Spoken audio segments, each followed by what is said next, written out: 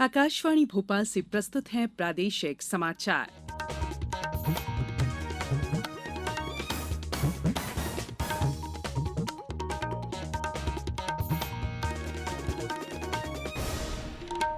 नमस्कार, समाचारों के साथ मैं संयुक्ता बैनर्जी। सबसे पहले इस बुलेटिन के मुख्य समाचार। मुख्यमंत्री आज 108 संजीवनी एम्बुलेंस और जननी एक्सप्रेस का करेंगे लोकार्पण। राज्य के अधिकतर शहरों में पारा पहुंचा 45 डिग्री के पार। देश के सबसे गर्म 5 शहरों में प्रदेश के 3 शहर शामिल। मुंबई में आज होगा प्रदेश के हथकरघा शिल्पियों की कला पर केंद्रित फैशन शो। और संतोष ट्रॉफी फुटबॉल चैंपियनशिप के पहले सेमीफाइनल में कर्नाटक को हराकर केरल फाइनल में। अब समाचार विस्तार से। मुख्यमंत्री शिवराज सिंह चौहान आज लाल परेड ग्राउंड भोपाल से आपातकालीन एम्बुलेंस सेवाओं के विस्तार के लिए एकीकृत रेफरल ट्रांसपोर्ट प्रणाली के 108 संजीवनी एम्बुलेंस और जननी एक्सप्रेस का लोकार्पण करेंगे। एकीकृत रेफरल ट्रांसपोर्ट प्रणाली में संचालित एम्बुलेंस की संख्या 1445 से बढ़ाकर 2052 की गई है। नई एम्बुलेंस सेवा में मुख्यतः 3 प्रकार के वाहन सम्मिलित हैं।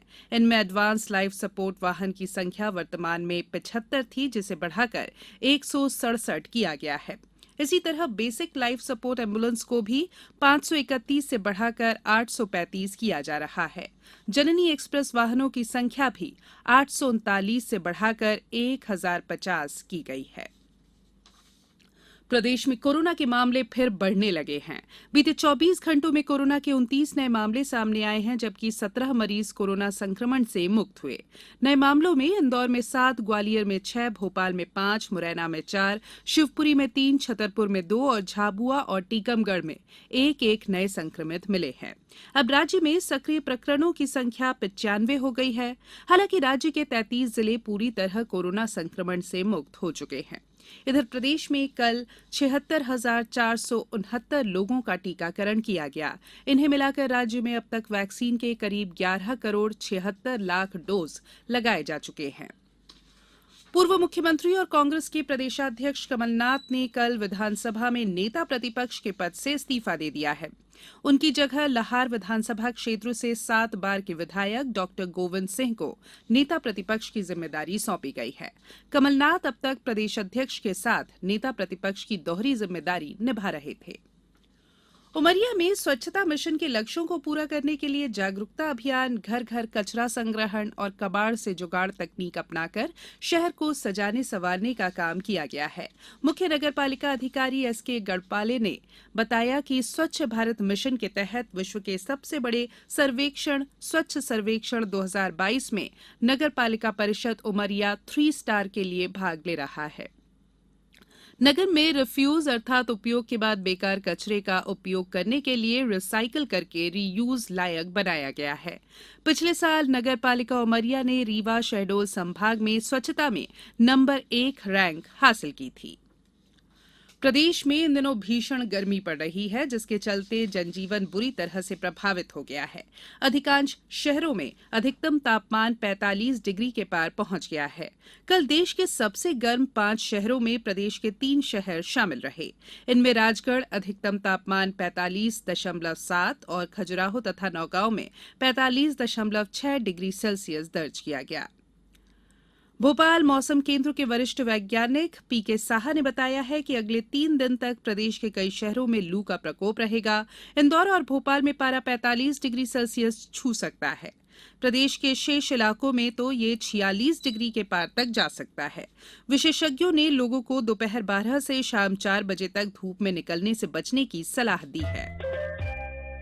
ये समाचार आप आकाशवाणी भोपाल से सुन रहे हैं। हमारे समाचारों को अब आप कभी भी और कहीं भी अपनी सुविधा के अनुसार सुन सकते हैं। ये समाचार बुलेटिन यूट्यूब, ट्विटर और फेसबुक पर AIR न्यूज भोपाल पेज पर सुने जा सकते हैं। इसके अलावा आप हमारी वेबसाइट newsonair.com पर या AIR न्यूज ऐप पर भी समाचार सुन सकते हैं। ब्रेक के बाद बुलेटिन में एक बार फिर आप सभी का स्वागत है।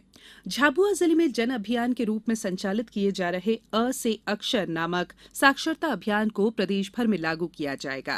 राज्य शिक्षा केंद्र के संचालक धनराजू एस ने झाबुआ मॉडल को संपूर्ण प्रदेश में लागू करने के निर्देश दिए हैं।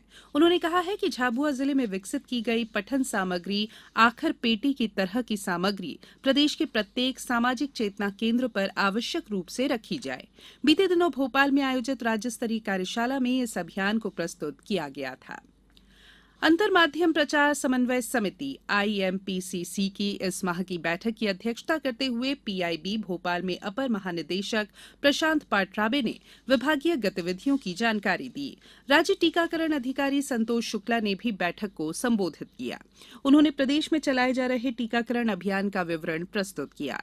कार्यक्रम में यूनिसेफ के संचार विशेषज्ञ अनिल गुलाटी ने भी अपने विचार रखे। समिति के अन्य सदस्यों ने अपने संस्थान में विगत महीने आयोजित किए गए कार्यक्रमों से संबंधित जानकारियां दी।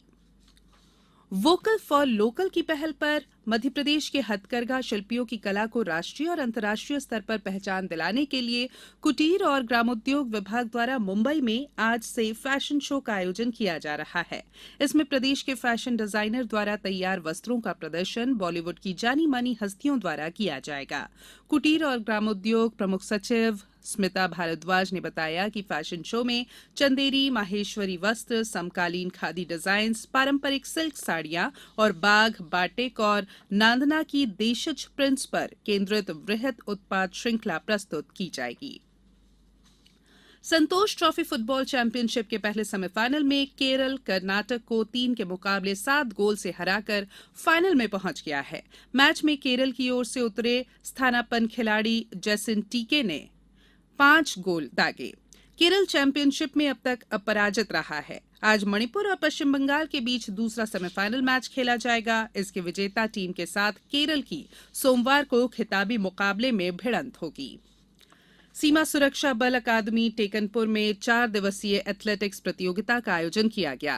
अकादमी के लाल बहादुर शास्त्री स्टेडियम परिसर में आयोजित हुई इस प्रतियोगिता में सीमा सुरक्षा बल के 11 सहायक प्रशिक्षण केंद्रों के कुल 314 पुरुष और महिला खिलाड़ियों ने हिस्सा लिया।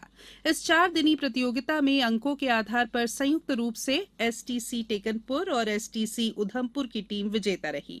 उप विजेता का खिताब STC हजारीबाग को मिला। प्रतियोगिता के समापन समारोह के मुख्य अतिथि सीमा सुरक्षा बल अकादमी टेकनपुर के अपर महानिदेशक पंकज गूमर थे। अब कुछ समाचार संक्षेप में। रीवा से छत्रपति शिवाजी टर्मिनल मुंबई के लिए स्पेशल सुपरफास्ट ट्रेन को कल रीवा रेलवे स्टेशन से हरी झंडी दिखाकर रवाना किया गया। इस ट्रेन का संचालन 1 जुलाई तक होगा। खाद्य नागरिक आपूर्ति और उपभोक्ता संरक्षण मंत्री बिसाहुलाल सिंह ने अनूपपुर के जैतहरी में बालक और कन्या छात्रावासों के नवीन भवनों का शिलान्यास किया। सीधी कलेक्टर ने विकासखंड मझौली के ग्राम टीकरी और समदा कृषि फॉर्म में निर्माणाधीन अमृत सरोवर के कार्यों का निरीक्षण किया। राजगढ़ में प्रशासन ने 2 मई को होने वाले सामूहिक विवाह सम्मेलन में बाल विवाह नहीं होने देने के निर्देश दिए हैं। निवाड़ी में जलाभिषेक अभियान के अंतर्गत अमृत सरोवर निर्माण के संबंध में बैठक आयोजित की गई। बालाघाट के शासकीय जटाशंकर त्रिवेदी स्नातकोत्तर महाविद्यालय के भवन का नवीनीकरण विश्व बैंक परियोजना के अंतर्गत 4 करोड़ रुपए की लागत से किया जाएगा। कल इसका भूमि पूजन हुआ। आगरमालवा जिला स्तरीय सुशासन टीम ने कल गांव का दौरा कर शासन की जनकल्याणकारी योजनाओं के बारे में मैदानी स्तर पर फीडबैक लिया। खनिज साधन एवं श्रम मंत्री बृजेंद्र प्रताप सिंह आज पन्ना जिले के ग्राम कुड़रा में सड़क निर्माण कार्य का भूमि पूजन करेंगे। धार जिले में निःशुल्क स्वास्थ्य मेले लगाए जा रहे हैं। इसी कड़ी में सामुदायिक स्वास्थ्य केंद्र डही में कल स्वास्थ्य शिविर का आयोजन किया गया। खंडवा जिले के खालवा में बेटी बचाओ बेटी पढ़ाओ बाल विवाह बाल अधिकार बाल संरक्षण जैसे विषयों पर जागरूकता रैली की गई और गुना जिले में जनजातीय कार्य विभाग और अनुसूचित जाति विकास द्वारा संचालित छात्रावास और आश्रमों के निरीक्षण के लिए 31 अधिकारियों की ड्यूटी लगाई गई। अंत में बुलेटिन के मुख्य समाचार एक बार फिर। मुख्यमंत्री आज 108 संजीवनी एम्बुलेंस और जननी एक्सप्रेस का करेंगे लोकार्पण। राज्य के अधिकतर शहरों में पारा पहुंचा 45 डिग्री के पार। देश के सबसे गर्म 5 शहरों में प्रदेश के 3 शहर शामिल। मुंबई में आज होगा प्रदेश के हथकरघा शिल्पियों की कला पर केंद्रित फैशन शो और संतोष ट्रॉफी फुटबॉल चैंपियनशिप के पहले सेमीफाइनल में कर्नाटक को हराकर केरल फाइनल में। बुलेटिन में बस इतना ही। नमस्कार।